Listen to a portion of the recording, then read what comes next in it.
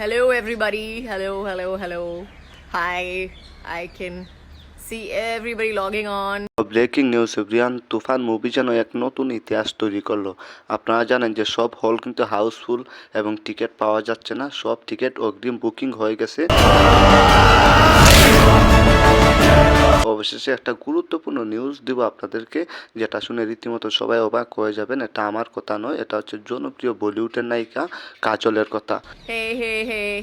I don't know how to add anybody onto this. কাজল নাকি তুফান movie দেখার জন্য বাংলাদেশে আসবেন, শাকিব খানের এই তুফান মুভিটা দেখার জন্য। বুঝতে পারছেন, বলিউডের অন্যতম একজন নায়িকা, যে কিনা হচ্ছে শাহরুখ খান সালমান খানের সাথে মুভি করে, সেই নায়িকা অবশেষে শাকিব খানের টানে, শাকিব খানের ভালোবাসার টানে হচ্ছে বাংলাদেশে আসবেন এবং হচ্ছে শাকিব খানের যে তুফান মুভিটা আছে সেটা দেখবেন। কাজল কিন্তু এমন কিছু জানালেন মিডিয়াতে এসে, হয়তো আগামীকাল বা পরশু বাংলাদেশে চলে আসবেন এবং হচ্ছে শাকিব খানের সাথে কথাবার্তা হবে, বা হচ্ছে সাকিবিয়ান যারা আছেন তারা চাইলে কিন্তু দেখা করতে পারেন বা কথা বলতে পারেন, এমন কিছু কিন্তু জানিয়ে দিয়েছেন কাজল তার হচ্ছে ফেসবুক লাইভে এসে, এবং সে মিডিয়াকে জানিয়ে দিয়েছেন। সো গুড নিউজ এটা হলে তো বুঝতেই পারছেন যে কী হবে।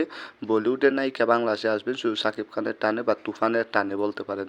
এই তুফান মুভি দিয়ে কিন্তু শাকিব খান নতুন এক ইতিহাস করছে, যা এর আগে কেউ করতে পারে নাই। এখন হচ্ছে হলিউড বলিউড সব জায়গাতেই শাকিব খানের সুনাম ছড়িয়ে পড়ছে।